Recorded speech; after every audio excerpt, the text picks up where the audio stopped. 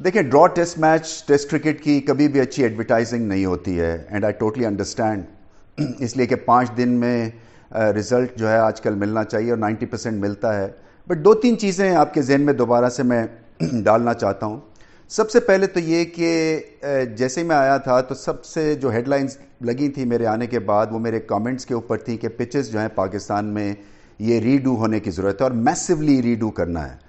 مگر کیونکہ میں سپٹمبر میں آیا تھا تو سیزن شروع تھا، اس لیے ایک پچ بنانے کے لیے 5-6 مہینے لگتے ہیں، اور جب سیزن آف ہوگا تو آپ دیکھیں گے کہ آسٹریلیا سے سوائل آ رہا ہے. ہم نے اپنے یہاں پہ ایکسپیریمنٹ کر کے سوائل جو ہے کچھ تیار کیا ہے سوائل ایکسپرٹس کے تھرو، اور 50 سے 60 جو پچز ہیں آل اوور پاکستان وہ ہم ری ڈو کریں گے انشاءاللہ جیسے ہی ہمارا سیزن مارچ اپریل میں ختم ہوگا.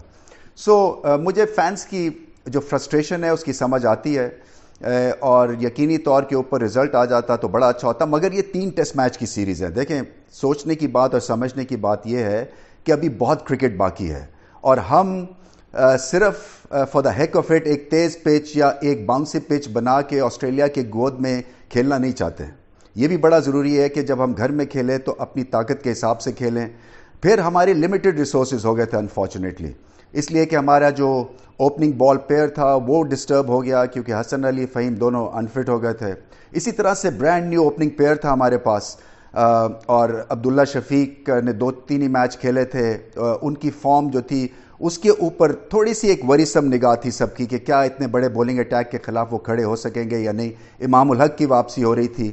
یہ جب آپ کی اوپننگ پیئر اور اوپننگ بولنگ بیٹنگ پیئر اور بولنگ پیئر جب ڈسٹربڈ ہو اور را ہو تو پھر آپ چانسز اسی حساب سے لیتے ہیں. پھر آپ کے پاس لیگ سپنر تیار نہیں تھا، یاسر شاہ انفٹ ہیں. ہم ایک انڈر سورسڈ 15 کے ساتھ اترے تھے. اور آسٹریلیا مت بھولیں کہ دنیا کی ایک پاور ہاؤس ہے، ابھی ایشز جیت کے آ رہے ہیں، ان کے ٹیلنٹ کو رسپیکٹ ہم دیتے ہیں، اور اتنی جلدی ہم ایکسپیریمنٹل موڈ میں نہیں جا سکتے تھے کنسیڈرنگ اپنی اسٹرینگس کو سامنے رکھتے ہوئے.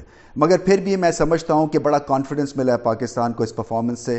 بیٹنگ خاص طور پہ چمکی ہے، بولنگ میں 6 وکٹیں ایک اسپنر نے لی ہیں، تو یہ ایک برائٹ پوائنٹس ہے. مگر فینس کو سمجھنے کی ضرورت یہی ہے کہ ہم پوری کوشش کریں گے کہ ریزلٹ اورینٹڈ سیریز ہو، مگر پچز جو ہیں وہ ایسے نہیں ہے کہ جادو کی چھڑی ہے اور کوئی ڈنڈا ہلائے گا اور پچ جو ہے وہ سرسبز ہو جائے گی یا ریزلٹ اورینٹڈ ہو جائے گی. ہم نے آسٹریلیا کو ہرانا ہے، احتیاط کے ساتھ اپنی اسٹریٹجی بنانی ہے، اور جو اسٹریٹجی بنتی ہے وہ یہ ہے کہ لو باؤنسی ٹریکس ہوں جہاں پہ گیند ریورس ہو لیگ بفور، اور بولڈ آؤٹ کے ڈیسیجنز جو ہیں ان پلے ہوں جہاں پہ ہمارے اسپنرز جو ہیں وہ اپنی کارکردگی دکھا سکیں. اور اسی طرح سے بیٹنگ جو ہے وہ ہائی باؤنس کے خلاف جو ہے اس کو ایک لو باؤنس کے خلاف جو عادت بنی ہوئی ہے ہماری وہ ہمارا ایڈوانٹیج ثابت ہو سکے.